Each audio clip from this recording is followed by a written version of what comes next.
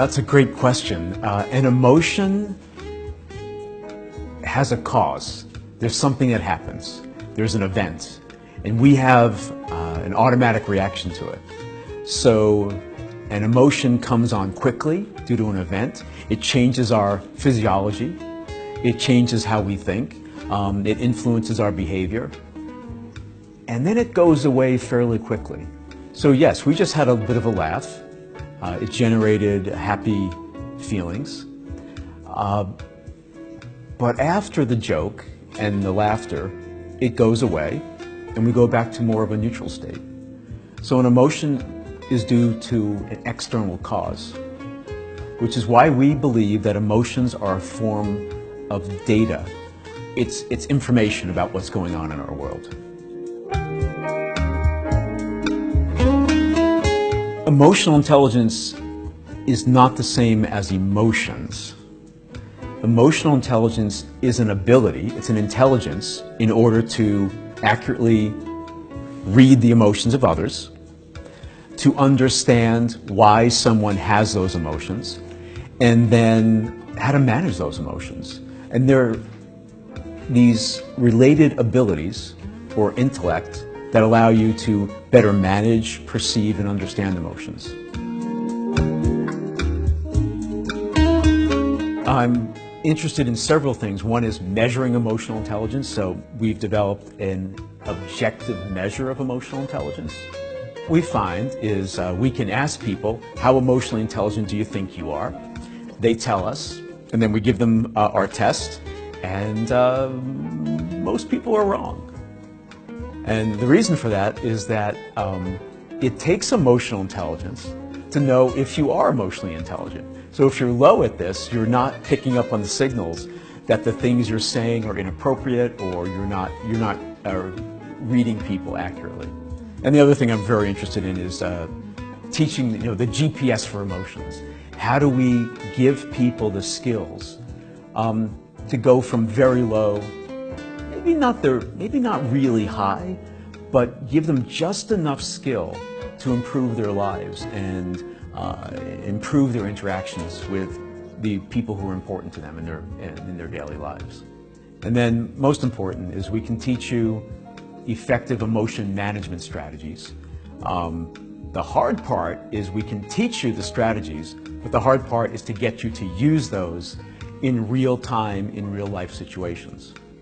I can teach you relaxation, or count to 2 before you react, and it's very easy to do that right now. But once you're in a real situation that's incredibly frustrating, you quickly revert to your old behaviors. So if you want to do this well, you first learn the strategy, kind of increase the volume, if you will, on the emotion, and have people practice that skill until it becomes automatic. In our ability model of emotional intelligence, we would say you first must understand the source of your emotions in order to effectively manage them. It was first written about in 1990 by 2 psychologists, Peter Salovey, he's now the president of Yale University, and John Mayer, who's a psychologist at the University of New Hampshire. And Peter and I wrote a book together called Emotional Intelligence to describe the model. The model consists of 4 related abilities: reading the emotions of someone else. You mentioned earlier an emotional connection. That's an ability as well. So once I read your emotions, am I able to match your emotions? Also called empathy. Then do I understand why you feel the way you feel? And then the 4th ability is, can I manage your emotions and my emotions so that we have a good interview and a good meeting? The first thing to realize is that emotional intelligence is a form of intelligence. It's not the opposite of IQ. That's really important to say. So you can have someone who's very smart in a traditional sense and be highly emotionally intelligent. They're not the opposite. You don't trade off one for the other. Otherwise, you can't call it an intelligence. Intelligences are all related. You can't call this emotional intelligence if it has nothing to do with intelligence. And one way to look at it is that it's the intelligent use of emotions to help you make better decisions, to help you achieve your goals. It's the intelligent understanding, use, and management of emotions. There's a researcher who studies emotions, and he says that without emotions, we make bad decisions. We're taught the opposite. We're told to take emotions out of it to make a good decision.